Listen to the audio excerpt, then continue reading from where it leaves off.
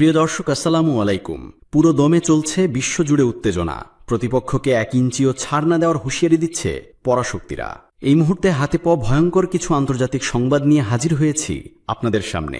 ভিডিওর শুরুতেই থাকছে আজকের গুরুত্বপূর্ণ সর্বশেষ আন্তর্জাতিক সংবাদ শিরোনাম। ইরানের হামলায় ঘাঁটি ছেড়ে আত্মগোপনে হাজারো মার্কিন সেনা। মধ্যপ্রাচ্যে ইরানের তীব্র হামলা, লক্ষ্যবস্তু দুবাই, সৌদি আরব ও কাতার। জানাবো কুয়েতে অন্তত 7 মার্কিন সেনা নিহত, আহত শতাধিক। ট্রাম্পের হুমকির পাল্টা জবাব লারিজানির। ইরানের বিদ্যুৎ কেন্দ্রে হামলা হলে পুরো অঞ্চল অন্ধকারে ডুবে যাবে। সবশেষ জানাবো মার্কিন বিমানবাহী রণতরীতে ইরানের হামলা, ইরাকে আরেকটি মার্কিন বিমান ভূপাতিত। ইরানের হামলায় ঘাঁটি ছেড়ে আত্মগোপনে হাজারো মার্কিন সেনা। কুয়েত, বাহরাইন, সৌদি আরব সহ মধ্যপ্রাচ্যের বিভিন্ন দেশে যুক্তরাষ্ট্রের সেনা ও কর্মকর্তাদের লক্ষ্য করে ইরানের হামলা চলছে। এ পরিস্থিতিতে বিভিন্ন ঘাঁটি খালি করে কৌশলগত অবস্থান নিয়েছে যুক্তরাষ্ট্র। এর ফলে তীব্র আবাসন সংকট দেখা দিয়েছে। এ সমস্যা সমাধানে মধ্যপ্রাচ্যের বিভিন্ন এলাকায় বাসাবাড়ি ও হোটেলে আত্মগোপনে থাকছেন তারা। ইরানের অর্ধ সরকারি সংবাদ সংস্থা তাসনিম নিউজের বরাত দিয়ে মিডল ইস্ট আই বলেছে, আবাসিক এলাকায় আশ্রয় বা আত্মগোপনে থাকা মার্কিন সেনাদের অবস্থান জানাতে মধ্যপ্রাচ্যের জনগণের প্রতি আহ্বান জানিয়েছে ইরানের ইসলামী বিপ্লবী গার্ড বাহিনীর আইআরজিসির গোয়েন্দা শাখা। আইআরজিসির গোয়েন্দা শাখার এক বিবৃতিতে বলা হয়, হাজার হাজার মার্কিন সেনা হোটেল ও ব্যক্তিগত আবাসনে বা বাসাবাড়িতে অবস্থান করছে। ওয়াশিংটন আমাদের আরব ভাইদের মানব ঢাল হিসেবে ব্যবহার করার চেষ্টা করছে। আমরা বাধ্য হচ্ছি আমেরিকানদের শনাক্ত করতে এবং লক্ষ্যবস্তুতে পরিণত করতে। তাই হোটেলগুলোতে তাদের আশ্রয় না দেওয়াই ভালো এবং তাদের অবস্থান থেকে অন্যদের দূরে থাকা উচিত। মার্কিন সন্ত্রাসীদের লুকিয়ে থাকার জায়গাগুলো সঠিকভাবে জানানো আপনার ঈমানি দায়িত্ব। সেই তথ্য আমাদের কাছে টেলিগ্রামে পাঠিয়ে দিন। এদিকে ইরাকের কুর্দিস্তানে হামলায় ফ্রান্সের একজন সেনা নিহত এবং আরও বেশ কয়েকজন আহত হয়েছেন। আহতদের অবস্থাও গুরুতর। ফ্রান্সের প্রেসিডেন্ট ইমানুয়েল মাখো এ তথ্য জানিয়েছেন। সেনা নিহতের তথ্য জানিয়ে হুঁশিয়ারি দিয়েছেন মাখো। তিনি বলেছেন, এরবিল অঞ্চলে ফরাসি বাহিনীর ওপর হামলা অগ্রহণযোগ্য। এ ব্যাপারে প্রয়োজনীয় ব্যবস্থা নেওয়া হচ্ছে। এর আগে ফ্রান্সের সেনাবাহিনীর পক্ষ থেকে জানানো হয়েছিল, ওই অঞ্চলে ইরাকি অংশীদারদের সঙ্গে সন্ত্রাসবিরোধী প্রশিক্ষণে নিয়োজিত 6 ফরাসি সেনা ড্রোন হামলায় আহত হয়েছেন। আহতদের অবস্থাও গুরুতর। মধ্যপ্রাচ্যে ইরানের তীব্র হামলা, লক্ষ্যবস্তু দুবাই, সৌদি আরব ও কাতার। ইরান তার সম্প্রতি আক্রান্ত হওয়া কিছু স্থল ও সামরিক লক্ষ্যবস্তুর জবাবে মধ্যপ্রাচ্যের বিভিন্ন দেশে তীব্র হামলা চালিয়েছে। হামলার মূল লক্ষ্যবস্তু হিসেবে নির্ধারিত হয়েছে দুবাই, সৌদি আরব, কাতার সহ অন্যান্য গুরুত্বপূর্ণ শহর ও অবকাঠামো। স্থানীয় সংবাদ মাধ্যম ও নিরাপত্তা সূত্র জানিয়েছে, ইরান সরাসরি ক্ষেপণাস্ত্র ও ড্রোন হামলা পরিচালনা করেছে, যা আকাশপথ এবং সমুদ্রপথ উভয় ক্ষেত্রেই লক্ষ্যবস্তু আঘাত হেনেছে। হামলার ফলে বিভিন্ন এলাকায় আগুন লেগেছে এবং কিছু অবকাঠামো ক্ষতিগ্রস্ত হয়েছে। সংশ্লিষ্ট দেশগুলোর সরকার কর্তৃপক্ষ সতর্ক বার্তা জারি করেছে। তাদের নিরাপত্তা বাহিনী সতর্ক অবস্থায় এবং আকাশ সীমা ও সমুদ্রপথের নজরদারি বাড়িয়েছে। স্থানীয় লোকজনকে নিরাপদ স্থানে আশ্রয় নিতে বলা হয়েছে। নিরাপত্তা বিশেষজ্ঞরা বলছেন, এই হামলা মধ্যপ্রাচ্যে উত্তেজনা আরও বাড়াবে এবং আন্তর্জাতিক বিমান চলাচল ও বাণিজ্যিক কার্যক্রমের ওপর সরাসরি প্রভাব ফেলবে। কিছু আন্তর্জাতিক সংস্থা ইতোমধ্যে অবিলম্বে কর্মসূচি স্থগিত করেছে। ইরানের পক্ষ থেকে বলা হয়েছে, এই হামলা প্রতিরক্ষা ও প্রতিশোধমূলক ব্যবস্থা হিসেবে চালানো হয়েছে। তবে মধ্যপ্রাচ্যে যেসব দেশ লক্ষ্যবস্তু হয়েছে তাদের মধ্যে কিছুতে ক্ষেপণাস্ত্র আটকানো গেছে, কিছুতে আংশিক ধ্বংস হয়েছে। উল্লেখ্য, এই হামলা ইরান ও মধ্যপ্রাচ্য অঞ্চলের দেশগুলোর মধ্যে দীর্ঘদিনের রাজনৈতিক ও সামরিক উত্তেজনার ধারাবাহিকতা। আন্তর্জাতিক সম্প্রদায় উত্তেজনা প্রশমনের জন্য কূটনৈতিক প্রচেষ্টা চালাচ্ছে, কিন্তু সাম্প্রতিক হামলা পরিস্থিতি আরও জটিল করেছে। কুয়েতে অন্তত 7 মার্কিন সেনা নিহত, আহত শতাধিক।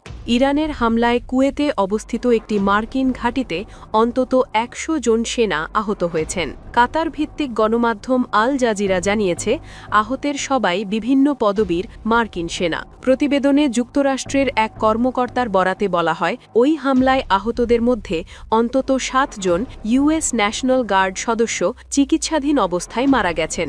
আহতের অনেকের অবস্থা আশঙ্কাজনক। আশঙ্কাজনক। তবে কবে এবং কুয়েতের কোন ঘাঁটিতে এই হামলা হয়েছে তা জানানো হয়নি, কিন্তু ওই হামলায় শতাধিক মার্কিন সেনা আহত হন। তাদের 3টি সামরিক হাসপাতালে চিকিৎসার জন্য নেওয়া হয়েছে। এর মধ্যে 2টি হাসপাতাল যুক্তরাষ্ট্রে এবং একটি জার্মানিতে। প্রতিবেদন অনুযায়ী জার্মানিতে চিকিৎসাধীন কয়েকজন সেনার অবস্থা গুরুতর। আহতদের মধ্যে অন্তত একজনের হাত বা পা কেটে ফেলতে হতে পারে বলে আশঙ্কা করা হচ্ছে।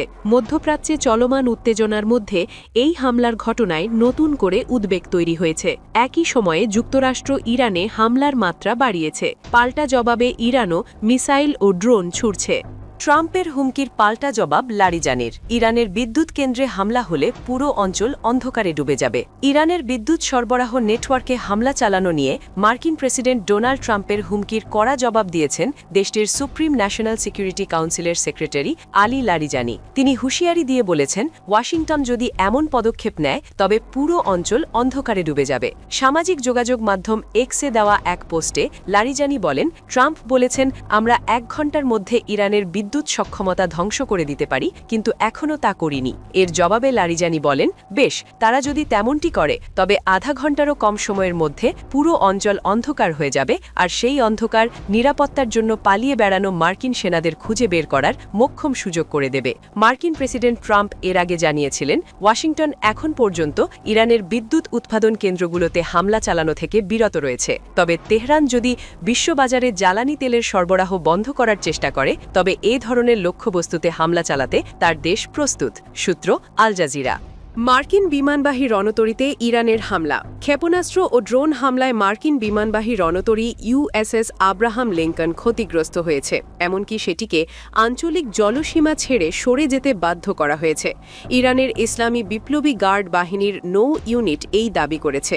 বৃহস্পতিবার প্রকাশিত এক বিবৃতিতে আইআরজিসি জানায়, উন্নত ক্ষেপণাস্ত্র ও ড্রোন ব্যবহার করে পরিচালিত এই অভিযানে ওমান সাগরে ইরানের সামুদ্রিক সীমান্ত থেকে প্রায় 340 কিলোমিটার দূরে অবস্থানরত ওই মার্কিন রণতরীকে লক্ষ্যবস্তু করা হয়। আইআরজিসির ভাষ্য অনুযায়ী হামলার পর বিমানবাহী রণতরীটি এবং এর সঙ্গে থাকা স্ট্রাইক গ্রুপ দ্রুত গতিতে এলাকা ত্যাগ করে। এর আগে একই দিনে বাহরাইনের মিনা সালমান এলাকায় অবস্থিত মার্কিন নৌবাহিনীর ঘাঁটিতেও ক্ষেপণাস্ত্র ও ড্রোন হামলা চালানোর দাবি করেছে আইআরজিসি।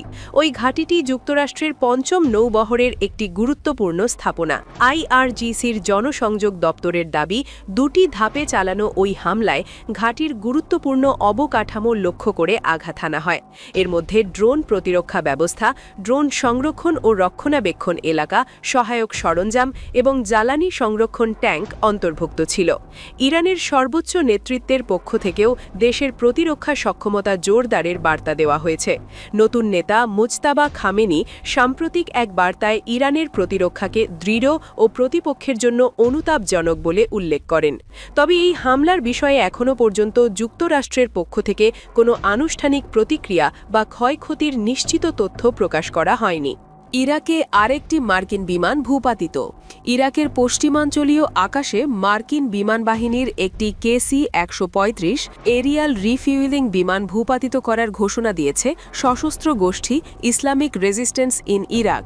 গোষ্ঠীটির দাবি, দেশের আকাশসীমা রক্ষা এবং সার্বভৌমত্ব বজায় রাখতেই এই হামলা চালানো হয়েছে। টেলিগ্রামে দেওয়া এক বিবৃতিতে শিয়াপন্থী এই সশস্ত্র গোষ্ঠীটি জানায়, তাদের যোদ্ধারা সফলভাবে মার্কিন বিমানটিকে লক্ষ্যবস্তু করে ভূপাতিত করেছে। তবে বিমানটি ঠিক কী ধরনের অস্ত্র দিয়ে ভূপাতিত করা হয়েছে সে সম্পর্কে বিস্তারিত কোনো তথ্য দেওয়া হয়নি। বিবৃতিতে শুধুমাত্র যথাযথ অস্ত্র ব্যবহারের কথা উল্লেখ করা হয়েছে। মার্কিন বাহিনীর পক্ষ থেকে এই ঘটনার বিষয়ে এখন পর্যন্ত কোনো আনুষ্ঠানিক প্রতিক্রিয়া পাওয়া যায়নি।